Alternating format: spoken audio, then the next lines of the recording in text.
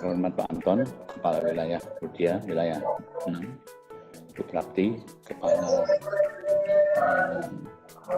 Pemasaran, kemudian saudara-saudara dari Budia, kemudian para mitra kerja kita dari Apex dan Imatin.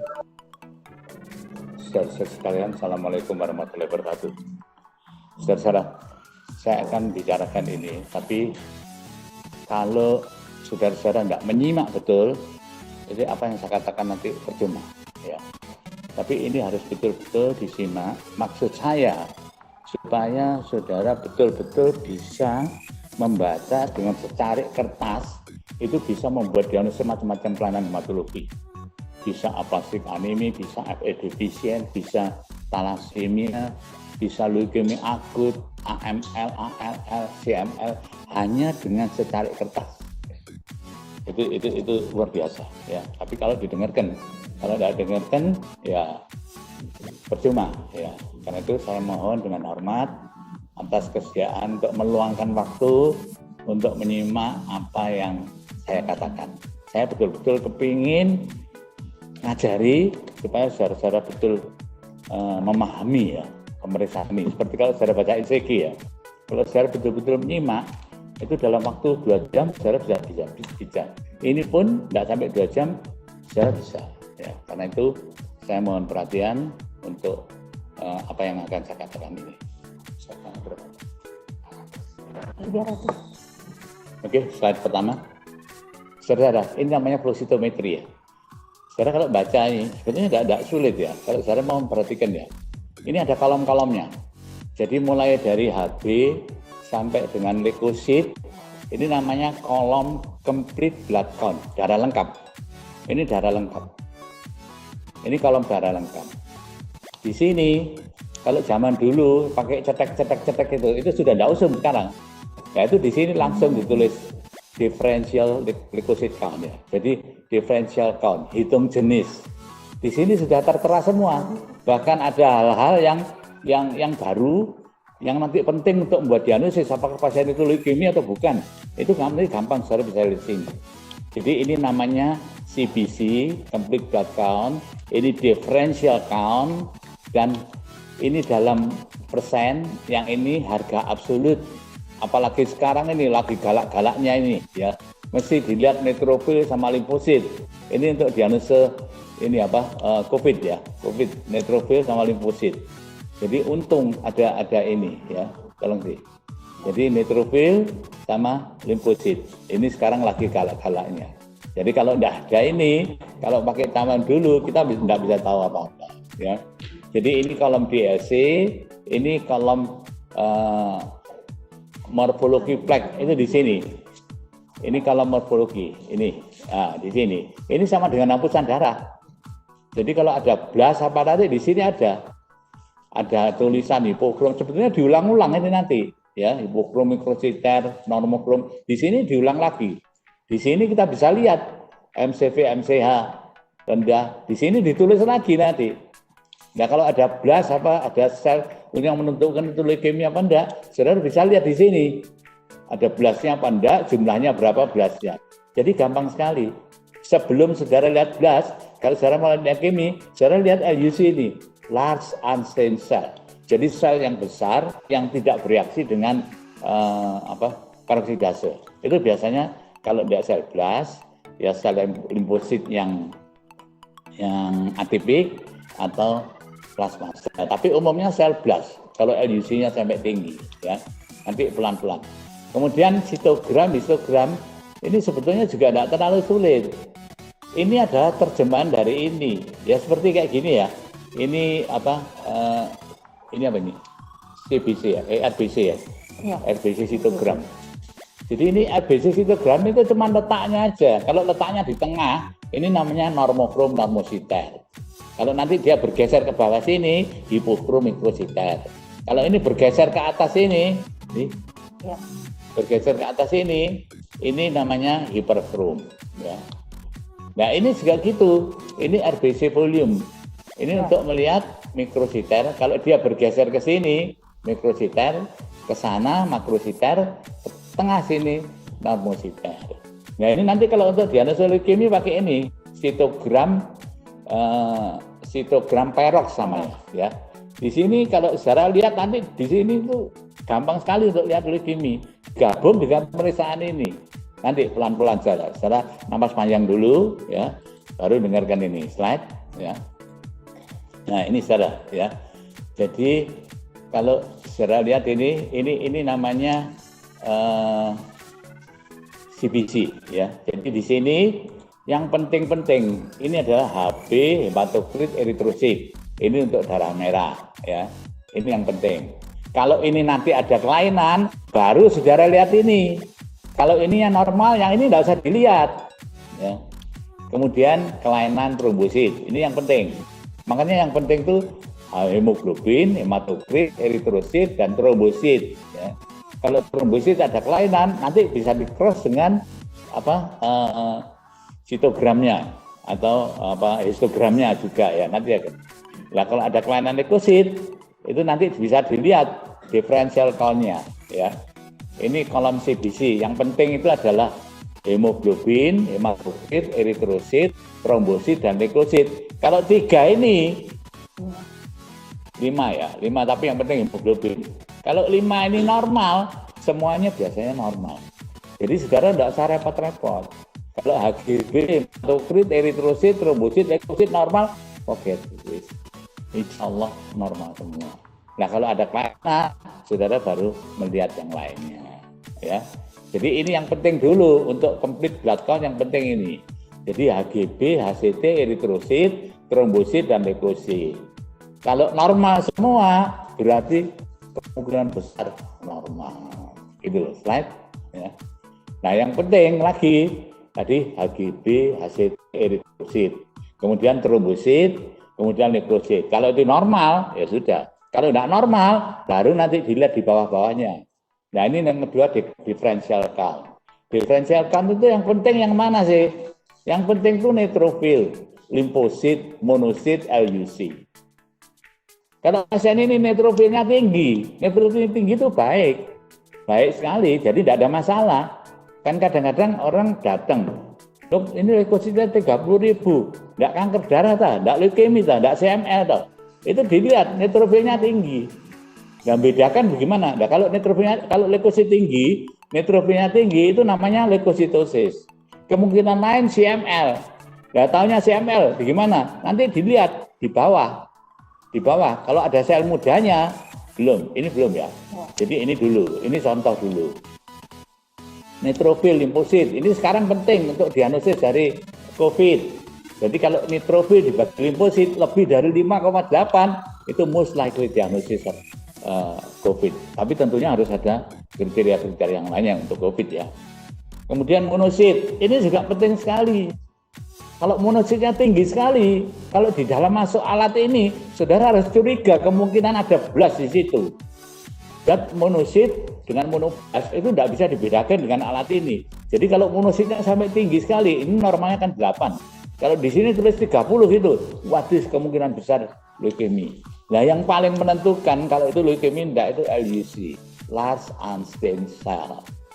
Kalau neutrofil tinggi itu baik, tapi kalau leukositnya tinggi, saudara harus memikirkan kemungkinan CML. Kalau limfosit itu kalau rendah, itu saudara mikirkan kemungkinan kelainan virus. Tapi kalau tinggi, saudara mikirkan leukemia. Bisa ALL, bisa CLL. Tapi kalau CLL, limfositnya ini limfosit matang. Tapi kalau ALL, limfositnya ini tidak matang. Taunya matang apa enggak, nanti dibantu dengan pemeriksaan yang di bawahnya, yang yang seperti hapusan darah. Nah, hitung jenis itu bisa absolut, bisa relatif. Ya, sama saja lah ya. Yang penting adalah neutrofil, limfosit, monosit, dan LUC. Nanti penerapannya nanti ya. Jadi yang pertama tadi CBC itu HGB, HCT, RBC. Kemudian trombosit, leukosit. Kalau itu semua normal, insya Allah normal. Kalau ada kelainan, saudara harus lihat di bawahnya. Kalau yang ada kelainan itu HGB, RBC, kemudian eritrosit, itu saudara lihat MCV, MCH, MCHC, itu baru dilihat. Nah kalau leukositnya yang ada kelainan, saudara lihat ini, differential leukocyte count. Yang penting neutrofil, limfosit, monosit. Nanti dari sini saudara bisa, misalnya gini ya, ada pasien anemi. Ini yang sering, wah di sana ditransfusi, bolak-balik turun, bolak-balik. Terus dilihat, dia datang ke tempat saya, dan iya ya, HB-nya kok 4. Dikasih apa Bu? Wah saya bolak-balik transfusi turun terus. Saya cuma lihat ini toh. Lihat neutrofil, kalau neutrofilnya rendah sudah sangat suspek itu satu akut myeloblastic leukemia. Habis itu dilihat LUC-nya, loh kok tinggi? Waduh sudah sangat suspek. Terus dilihat ini monositnya tinggi, waduh sudah hampir pastilah kalau itu satu akut myeloblastic leukemia. Jadi ini penting untuk diagnosis leukemia. Ya. Jadi yang penting neutrofil, limfosit, monosit ya, kalau ini bisa tambahan saja. Dan LUC ini penting untuk beberapa kelainan, terutama pasien dengan akut leukemia. Ini bisa meningkat pada limfosit yang atipik ya. Jadi kalau misalnya mononukleosis infektiosa ya itu bisa meningkat, atau pada pasien-pasien dengan multiple myeloma mungkin bisa meningkat karena ini plasma sel salah satunya. Jadi ini dihitung dalam persen, yang ini dalam harga absolut. Ya. Ini kolom GLC. Ya. Jadi yang pertama itu CBC. CBC yang penting apa? HGB, HCT, RBC, kemudian PLT dan leukosit. Ya, leukosit. Nah sekarang turun lagi ke bawah. Untuk kalau kita lihat differential count, yang penting neutrofil, limfosit, monosit dan LUC. Itu yang penting-penting ya, yang penting-penting. Nah, sekarang kolom morphology flag. Di sini nanti akan ditulis. Ini left shift. Left shift itu artinya ini sulit ya, kalau tidak diterangkan dengan gambar sulit. Pokoknya kalau left shift-nya tinggi, saudara curiga kemungkinan satu leukemia. Karena ada satu sel muda yang ngumpul di satu tempat, sehingga bentuk daripada sitogramnya itu berbeda. Biasanya pada sitogram palsu, ini beda. Nah, di sini ada blastnya. Blastnya berapa persen? Kalau plasma kira-kira di atas 10% itu, waduh sangat suspek kemungkinan leukemia akut.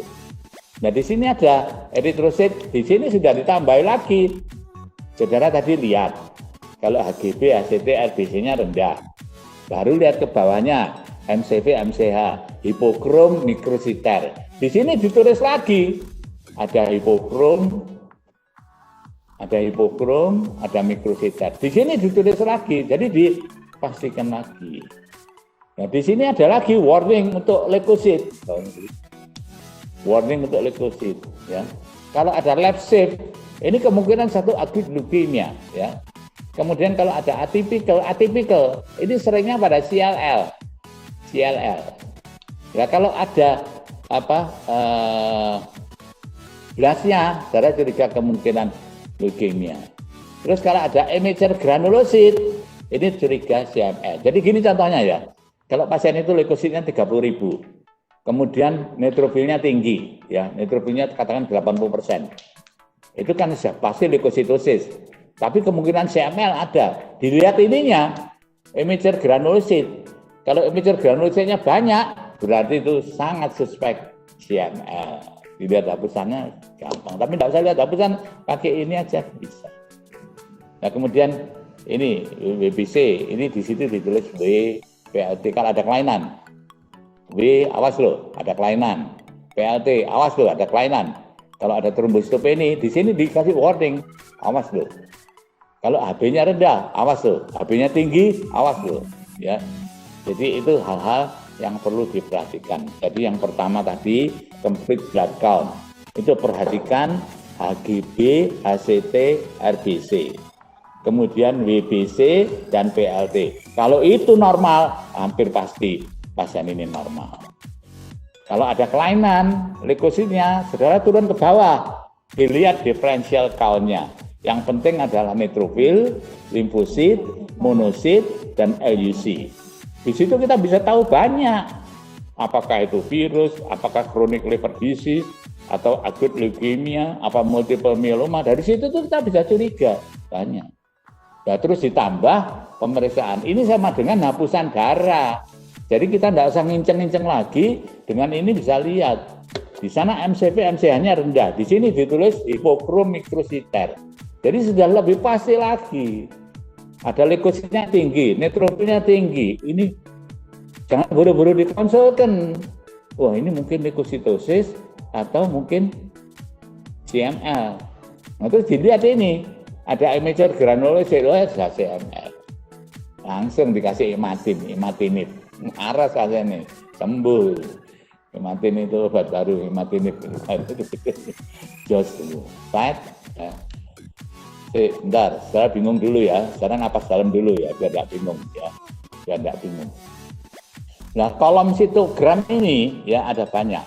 Ini sitogram RBC. Sebetulnya ini kombinasi.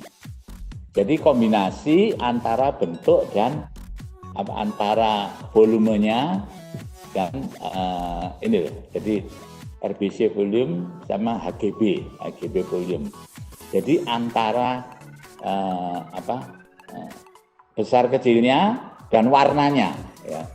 Kalau gini nih di tengah gini nih namanya hipokrom mikrositer, normokrom normositer. Ini juga gitu. Jadi kalau lokasinya di sini ini sama ya. Di sini namanya normokrom normositer. Kalau dia bergeser ke bawah sini ini namanya hipokrom mikrositer. Kalau di atas sini makrositer. Kelihatannya sulit. Tapi kalau dalam perhatikan betul, ini juga gitu. Ini yang saya bilang tadi, lab shift.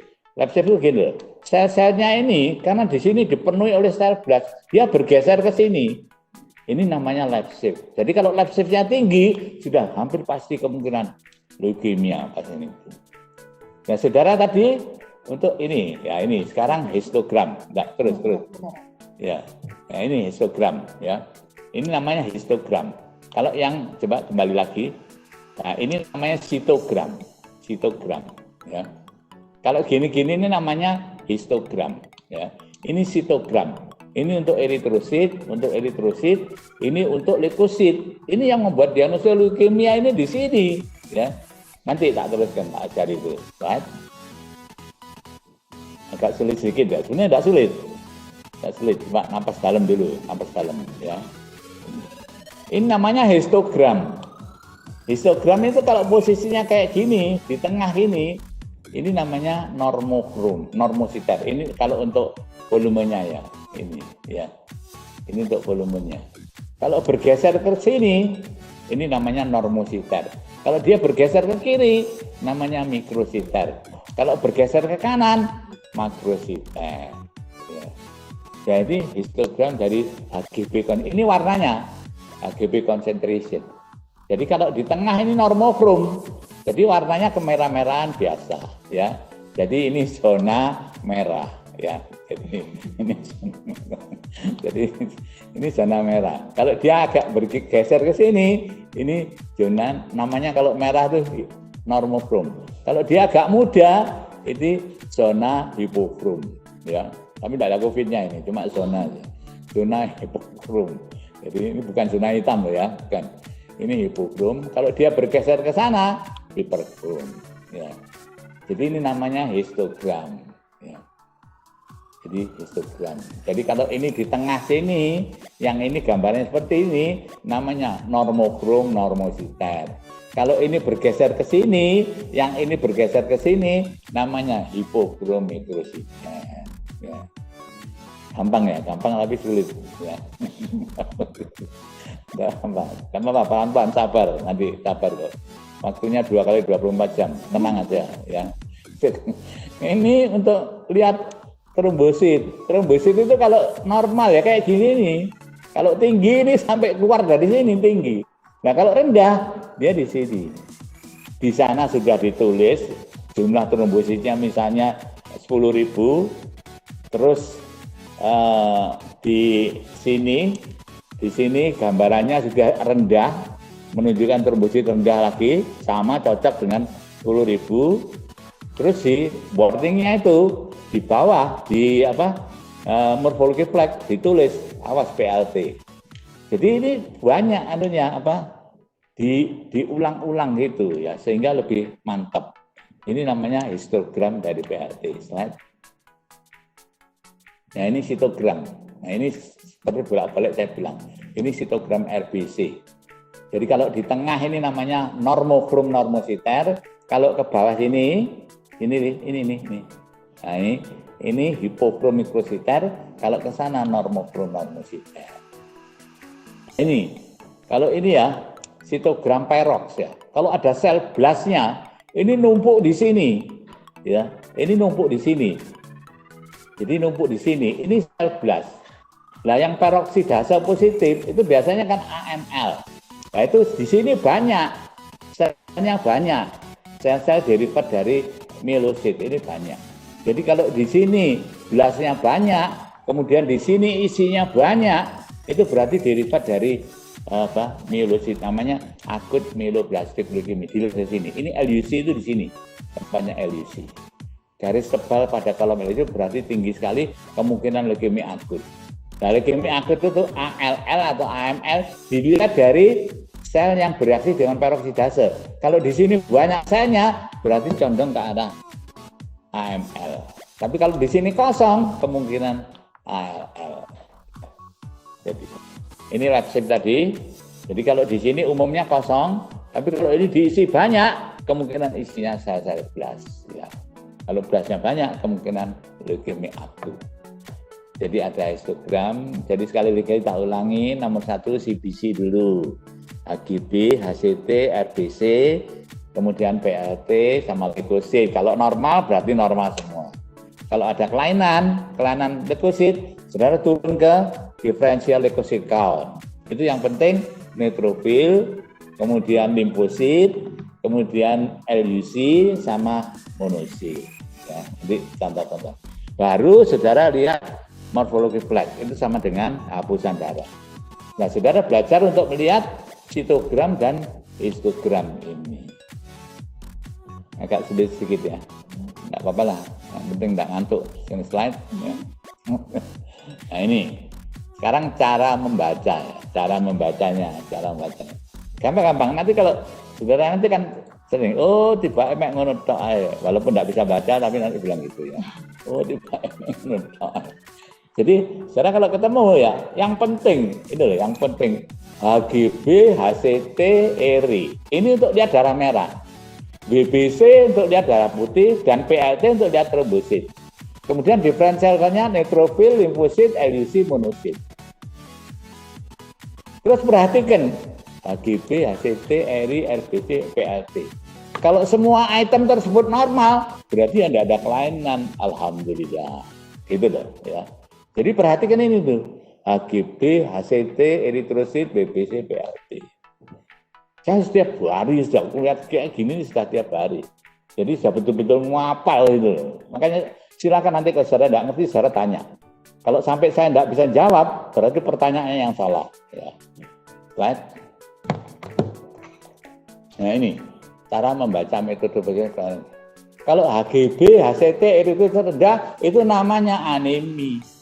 Kalau tinggi, namanya polisitemi. Gitu. Nah, HGB rendah itu berapa? Ya, saudara juga harus tahu sendiri.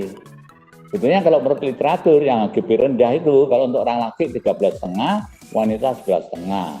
Tapi di sini pokoknya di bawah 11 itu dianggap anemi.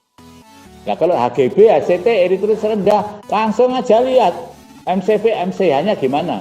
Kalau MCV, MCH-nya rendah, itu namanya anemia hipokromikrositer. Saudara boleh taruhan, ketakan ya. Kalau saudara ketemu pasien anemia hipokrom, kemungkinannya yang paling banyak ini dua. Kalau tidak talasemi dan Fe defisiensi anemi. Tapi jangan ke susu dikasih jangan ke susu dikasih zat besi dulu. Jadi kalau ada tidak apa-apa ya. Yang sering itu justru HB-nya normal. Tapi MCV, MCH-nya itu turun. Ini tipikal artinya kondisio sine qua non ya. Jadi kalau ada hipokromikrositer itu ada talasemi ya. Talasemi itu pasti ada hipokromikrosit. Jadi kalau ada anemi, kemudian saya lihat MCV, MCH-nya, sudah tidak usah tanya pasiennya.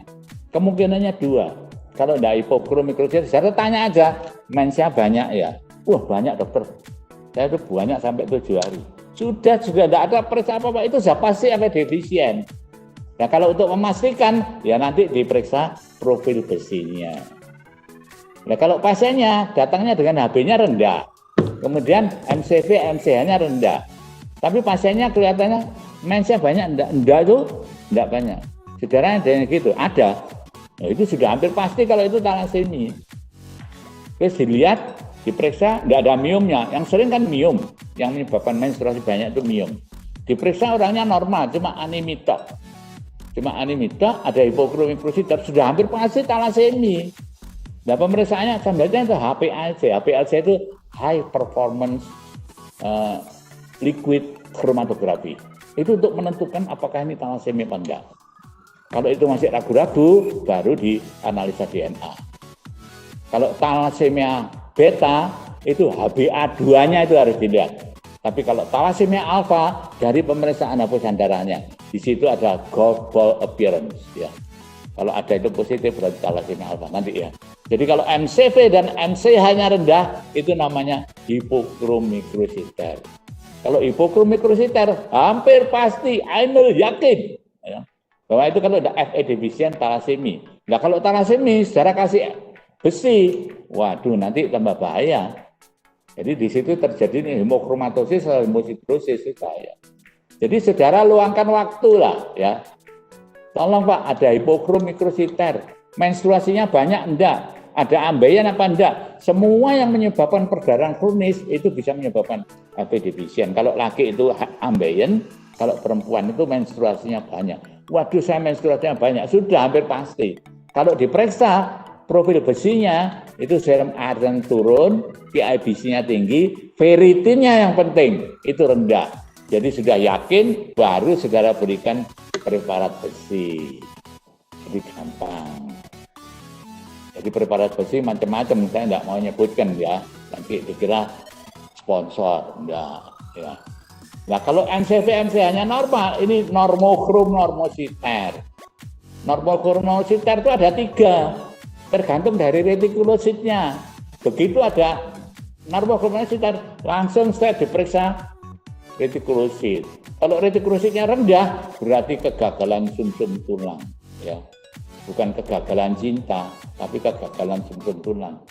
Ya seperti leukemi, seperti CA itu, aplastik anemi, itu kegagalan tulang. Itu kalau rendah.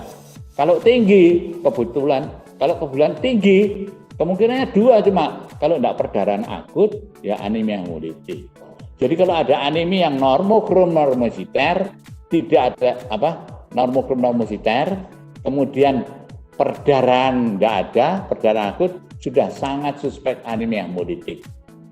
Nah, anemia hemolitik pada orang dewasa itu penyebabnya biasanya autoimun hemolitik anemia. Ya. Nah, karena kegagalan sumsum tulang ini biasanya anemia of chronic disease.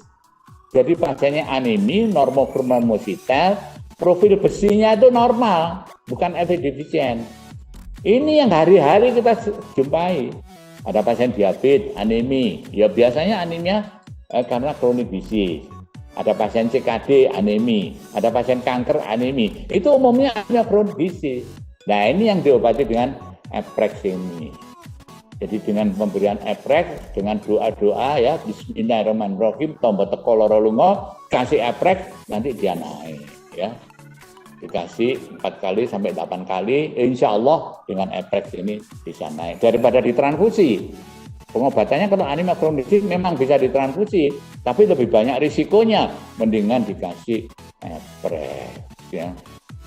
Nah kalau MCV, MCH-nya meningkat, ini jarang, di sini ada, tapi penyebab yang paling banyak adalah karena pemberian kemoterapi, tapi tidak masalah. Atau pasien myelodysplastic syndrome ya, ini lebih spesialistis, saya tidak akan membahas di sini. Yang paling banyak dijumpai itu ini 2 ini loh. Kalau udah MCV, MCH rendah, ya MCV normal. Kalau ini yang banyak adalah anemia of chronic disease, ini loh, kegagalan sumsum tulang. Kalau MCH rendah, sudah hampir pasti. Kalau tidak FE defisien, ya talasemia.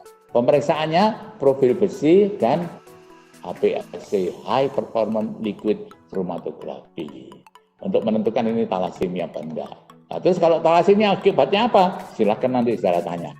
Nanti saya jawab aspek medisnya apa, aspek sosialnya apa, saya jelaskan. Nah sekarang kalau tinggi, belum sudah bingung. Ya yang untung saya, wah HB-nya tinggi, konsultannya Prof Budi. Aduh, saya bukannya nolak gitu loh. Saya ini biasa orangnya DKI Arab, gak DKI yang Arab-Arab, itu sifat saya. Ya.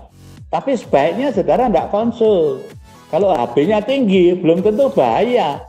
Yang ada risikonya, bukan bahaya sih, yang ada risikonya itu polisitemia primer, polisitemia vera. Nah kalau HGB-nya rendah, tinggi, di atas 18, itu berarti tinggi, HCT-nya tinggi, eritrositnya tinggi, itu namanya polisitemi. Bisa primer, bisa sekunder. Nah yang berisiko untuk terjadi stroke atau trombosis, itu yang primer. Nah taunya primer enggak, diperiksa JAK2, itu loh ya. Jadi kalau HB-nya tinggi, saya ragu-ragu, enggak usah konsul dulu. Dilihat dulu, oh ini primer apa sekunder, periksaan JAK2. Kalau JAK2-nya itu terdeteksi, ya mutasi JAK2 terdeteksi, berarti itu polisitemia primer. Baru diobati, obatnya itu ya, enggak canggih-canggih, enggak. Cuma diplebotomi aja, insya Allah dia akan sembuh. Jangan ditakut-takuti, ya. Memang ini termasuk di dalam kronik leukemia, tapi jangan ditakut-takuti, enggak lah, insya Allah tombol teko lara lunga, ya itu loh ya, itu nanti. Jadi ini untuk polisitemia primer, ini gampang diobati, enggak usah ditakut-takuti pasiennya. Jadi untuk membedakan yang primer dan sekunder, ini dengan JAK2 mutation, ya. Jadi di sini ada, jadi ini di Pruvia sudah disiapkan untuk pemeriksaan JAK2, ya. Jadi ini untuk sel darah merah. Penyakit hematologi itu apa sih? Penyakit darah merah, darah putih, trombosit, kemudian perdarahan, dan trombosis, dan keganasan hematologi. Cuma 5 itu loh, penyakit hematologi, tapi angel. Ya, tapi angel. Jadi cuma sedikit tapi angel. Dan obatnya itu macam-macam, ya, macam-macam. Karena itu saudara perhatikan ini, nanti insya Allah. Jadi dari sini aja saudara bisa membuat diagnosa macam-macam. Oh, talasemi. Oh, FE defisien. Jadi dengan ini, hipokromikrositar sudah. Kalau tidak FE defisien ya talasemi. MCV, MCH-nya normal. Loh, pasien ini apa? Oh, ada diabetes. Oh, ada CKD. Oh, yang anemia kronik disease. Pasien ini normokrom, normositer. Terus dilihat, loh, kok pasiennya kok ada ikterusnya. Wah, kemungkinan hemolitik. Diperiksa kumstesnya positif, berarti autoimun hemolitik anemi. Kasih steroid, sembuh dia, insya Allah. Gitu loh, ya. Jadi ini gampang, ya. Tapi sulit, ya. Gampang tapi sulit. Yang penting jangan ngantuk, slide, ya. Slide. Sekarang metode darah lengkap, metode kalau untuk kelainan trombosit. Kalau trombositnya tinggi, namanya trombositosis. Kalau rendah namanya trombositopeni. Nah, kalau trombositosis itu berapa kriterianya? Bisa 400, bisa 600. Tapi umumnya kita pakai 400. Nah, kalau tinggi juga gitu. Cuma 400, 500 bisa primer, bisa sekunder. Sekunder itu misalnya pada FE defisien. Pasiennya FE defisien, ada anemi, trombosit yang tinggi. Itu sudah hampir pasti kalau itu FE defisien. Nah, kalau tinggi, itu kan mungkin primer, mungkin sekunder. Itu untuk membedakan itu, yang berisiko itu yang primer, trombositosis primer.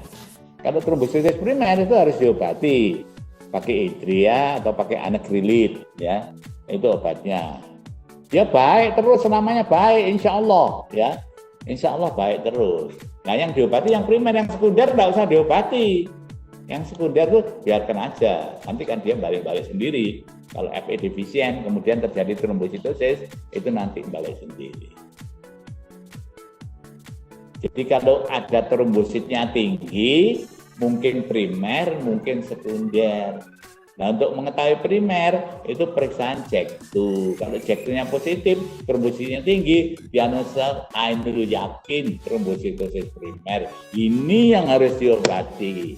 Dengan apa? Dengan hidria dan anakrilit. Sampai kapan? Dipertahankan normal. Jangan sampai kebablasan turun.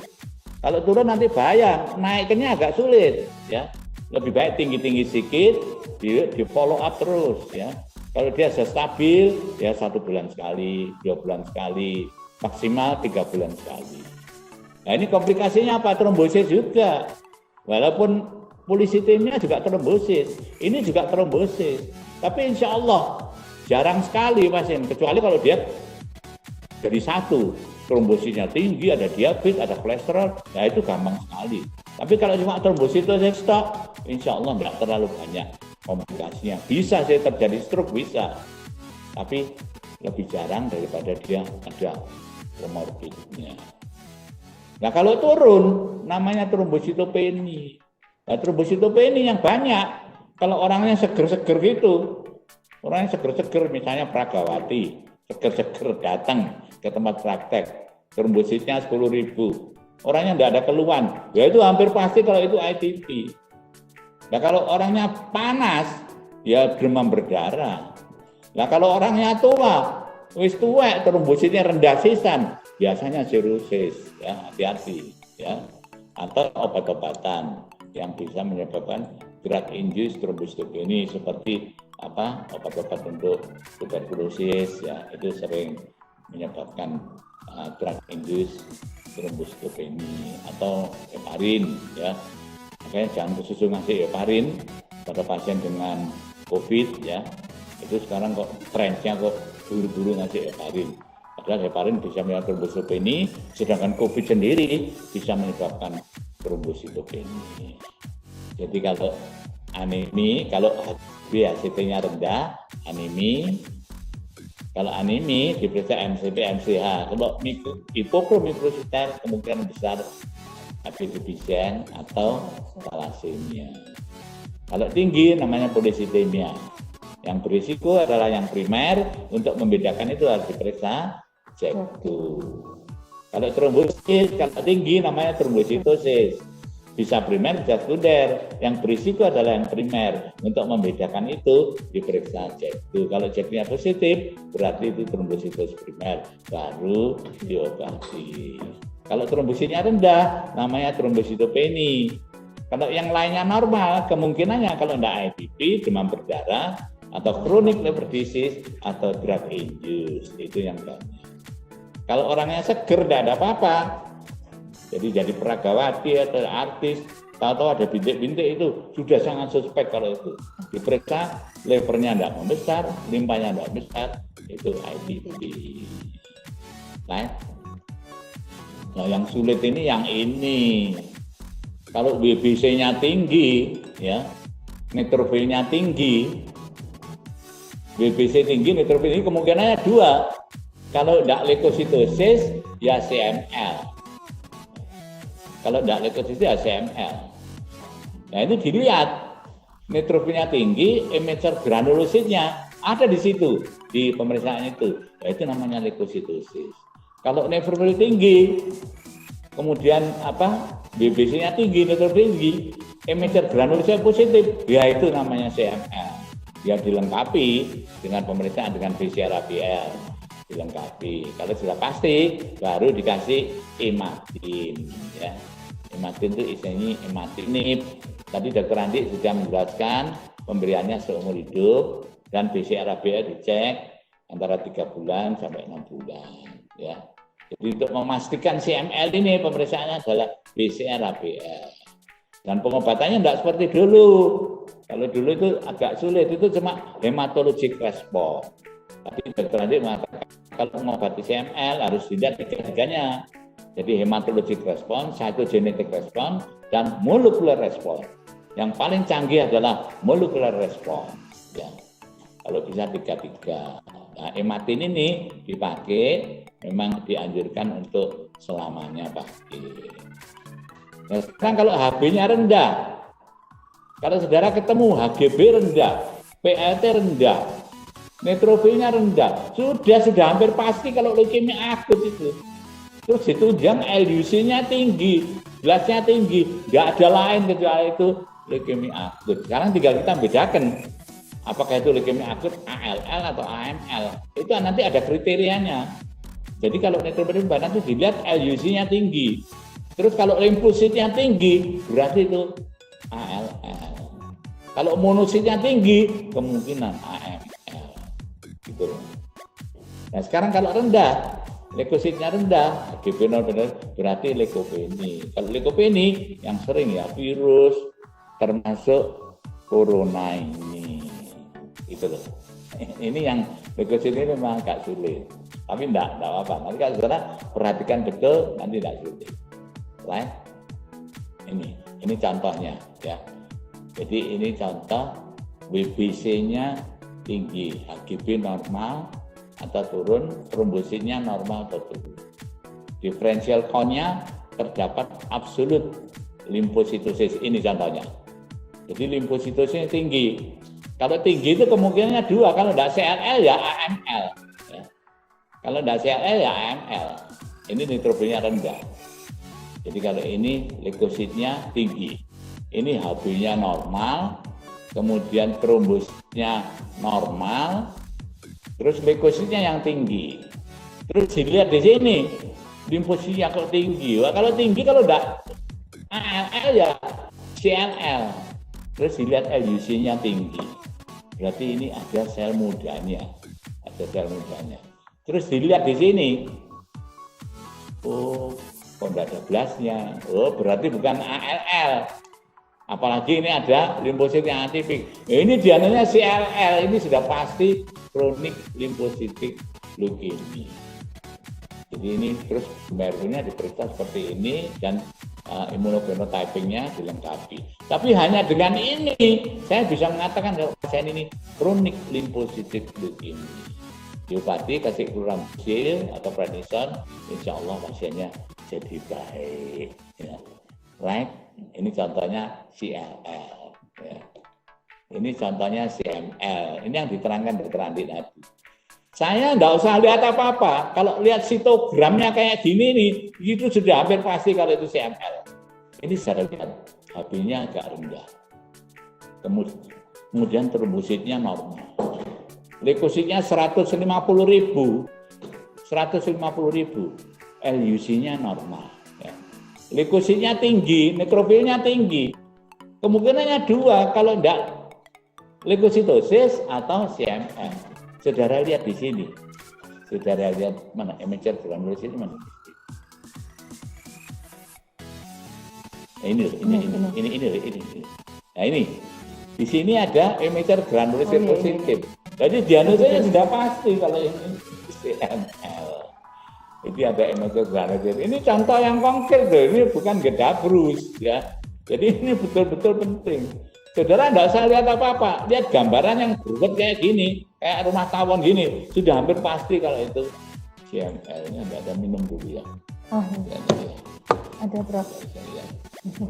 Ini saking menggebu-gebunya, saya kepingin betul-betul ngajari gitu loh ya, supaya saudara betul-betul. Prof, ini dulu nanti ditambahin lagi. Oh iya, maaf ya, saya tak minum dulu.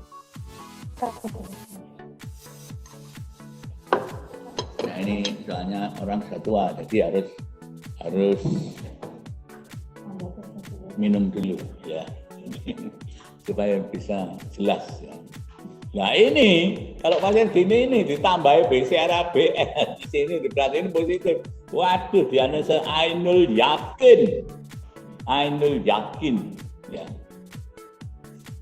Itu CML. Gampang dikasih imatin atau imatinib.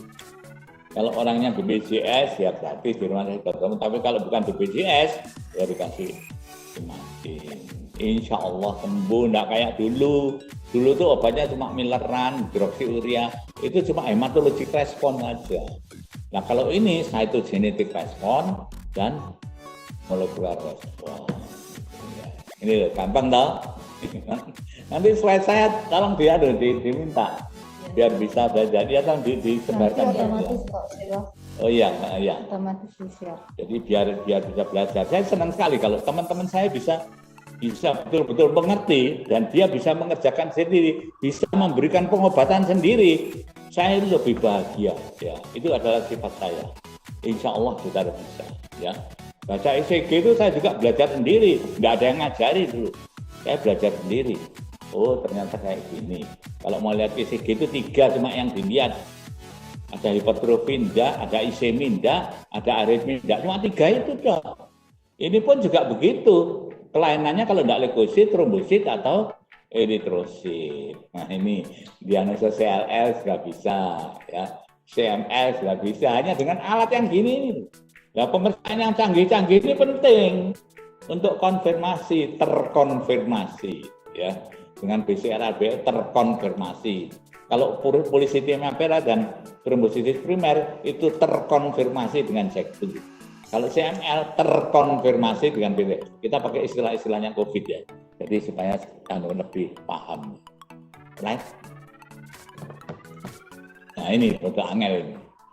Pokoknya kalau ada WBC-nya tinggi, HGB-nya rendah, trombosit rendah, saudara harus curiga kemungkinan akut leukemia. Saudara lihat di sini, neutrofilnya rendah. Waduh, sudah harus curiga lagi. Saudara lihat monosit tinggi, LUC tinggi. Sudah hampir pasti kalau itu akut leukemia. Terus ditambahi. Ini contohnya ya. Ini ya. Jadi ini pasien ini HB-nya rendah. Terus trombositnya rendah. Dari sini aja sudah curiga. Leukositnya tinggi. Dari 3 item ini, jadi HB, leukosit, kita harus curiga kemungkinan leukemia yang akut. Terus dilihat neutrofilnya rendah, waduh sudah lebih curiga lagi.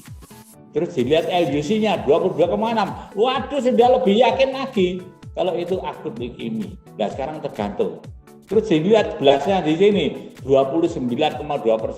Ainul yakin ini diagnosanya akut leukemia. Nah, akut leukemia itu yang mana? AML atau ALL? Kalau saya bisa baca. Kalau pasien ini most likely diagnosis acute myelodysplastic leukemia ya. Karena pasien ini leukositnya neutrofilnya rendah, leukositnya limfositnya enggak terlalu tinggi. Dan ini monosit yang tinggi. Berarti ini kalau AML mungkin kalau enggak M4 ya, M5 ya. Jadi kemungkinan satu akut myelodysplastic leukemia yang M4 atau M5. Di sini blasnya positif, ya. Blasnya 29%. Sudah tidak ada lagi kalau tidak akut leukemia. Gambarannya sekarang lihat di sini. Ini sudah meyakinkan lagi. Ini LDC-nya tinggi. Di sini masih ada kerumunan, ya. Jadi ada kerumunan gini ini banyak. Itu menunjukkan turunan dari peroksidase positif. Jadi turunan dari mielosit. Ya ini juga gitu. Ini lab shape itu juga dari sini. Ini ada zona, ya ada zona hitam ini banyak ini. Ini bukan COVID bukan ya. Ini sel-sel blas. Ini menunjukkan kemungkinan satu akut leukemia yang asalnya dari mielosit. Jadi akut myelodysplastic leukemia. Saya justru lebih bisa lagi. Kalau enggak M4 ya M5. Saya bisa diagnosis dari sini M4, M5, atau M3. Saya bisa buat diagnosis. Right? Silakan, saya siap-siap pertanyaan ya. Rugi, saya kalau nggak tanya. Ini contohnya. Kalau WBC-nya tinggi, HGB rendah, trombosit rendah. Ini sekali lagi, saudara harus curiga. Kemungkinan satu akut leukemia. WBC tinggi, HGB rendah. Dari sini ada saya curiga. Terus cara lihat neutrofil rendah, sudah hampir pasti lagi. Terus monositnya normal, tapi limfositnya tinggi. Berarti kemungkinan akut leukemia yang asalnya dari limfosit. Ya. Dari sini saudara lihat blasnya. Jadi saya lihat ya, ini HB-nya 12, kemudian trombositnya rendah ya 21, leukositnya 22,5. Di sini limfositnya 72,6, tinggi loh ini, tinggi ya. Terus di sini, saudara lihat, ini kan kosong. Berarti sel-sel turunan mielositnya kosong. Ini LUC-nya tinggi di sini. Di sini LUC-nya berapa ya? 8,5 tinggi ya. Yang tinggi. Terus morphology flag-nya mana? Tidak ada. Nah, ini contoh, ini akut limfoblastik leukemia. Ya. Jadi ini neutrofilnya rendah. Jadi HB-nya kebetulan ini mungkin baru ditransfusi, tapi yang jelas leukositnya agak tinggi, trombositnya rendah, harus curiga. Secara lihat neutrofilnya rendah, limfositnya tinggi, kemungkinan satu akut limfoblastik leukemia. Jadi tetap harus dilakukan pemeriksaan bone marrow aspiration dan imunofenotype. Ya, slide.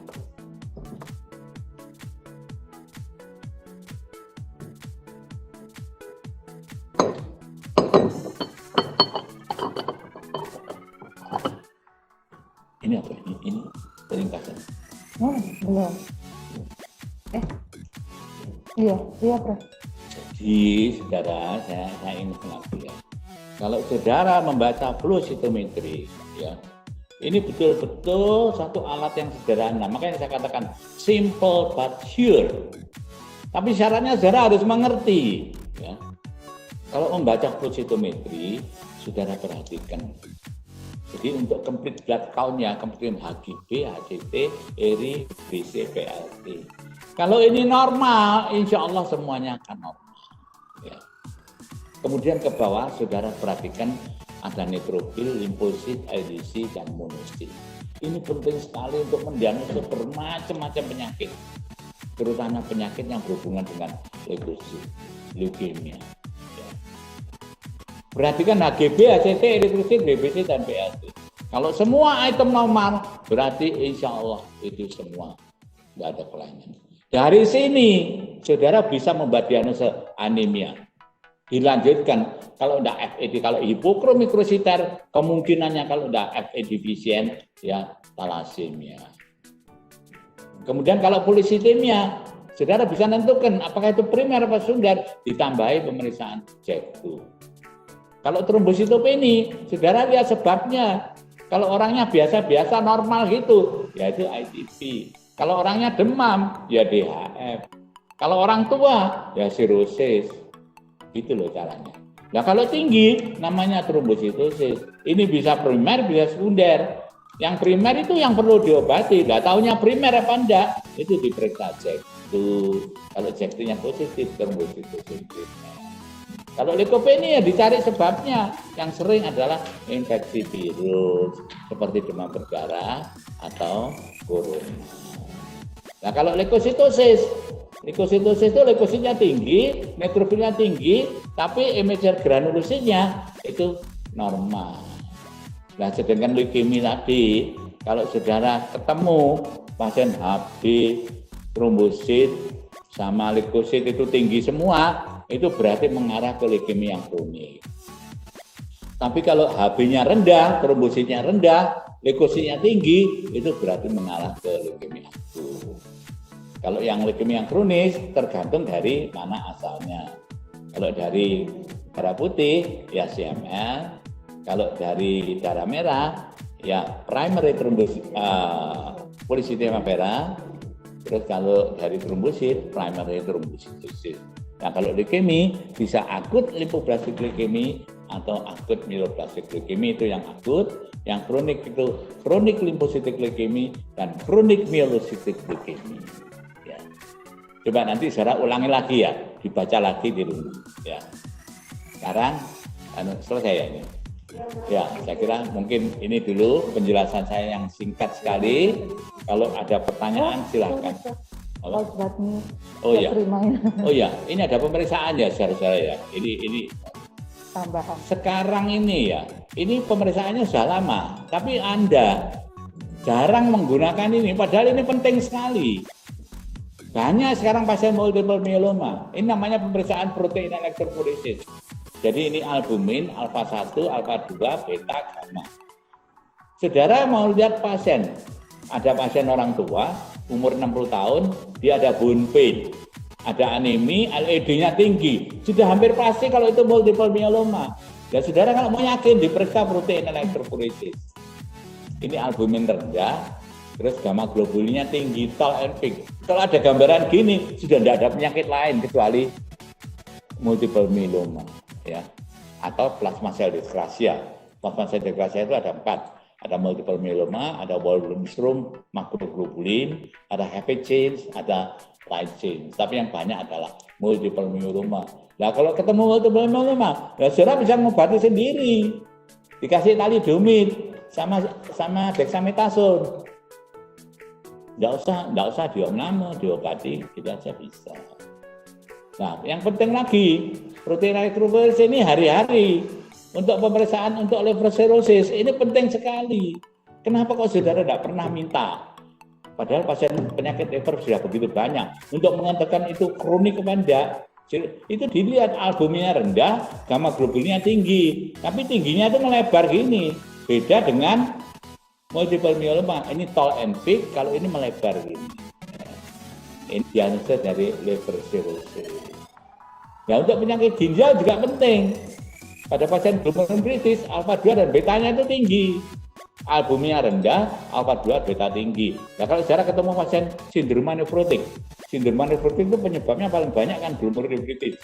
Nah, itu bisa dilihat dari sini. Glomerulonefritis ada primer, ada sekunder. Yang primer biasanya adalah proses autoimun. Nah, itu yang diperiksa asto itu. Bukan pasien rematik diperiksa asto itu bukan. Ini yang diperiksa asto. Kecuali kalau itu rheumatic fever. Ya. Jadi ini penting sekali protein elektroforesis. Kalau pasien ini kita masuk hematologic malignancy. Kalau ada gambar seperti ini, Anda yakin ini diagnosa adalah multiple myeloma. Tentunya dilengkapi dengan bone marrow, ya, dan pemeriksaan yang lain. Tapi diagnosa pasti bone pain, osteolytic lesion, kemudian ada ini monoclonal gammopathy, ini gamma spike ini. Terus yang ketiga pakai bone marrow. Bone marrow-nya ada sel-sel plasma yang bizar, yang abnormal, jumlahnya lebih dari 25%. Nah, yang hari-hari yang saudara punya itu ini cirrhosis. Saudara jangan bingung-bingung. Kalau mau lihat cirrhosis, enggak, yang penting ini protein elektroforesis. Jadi kalau albumnya rendah, gamma globulin tinggi, sudah most likely liver cirrhosis. Tentunya harus dilihat ya. Diagnosis cirrhosis itu yang penting klinisnya. Ada tanda-tanda kegagalan hati dan portal hypertension.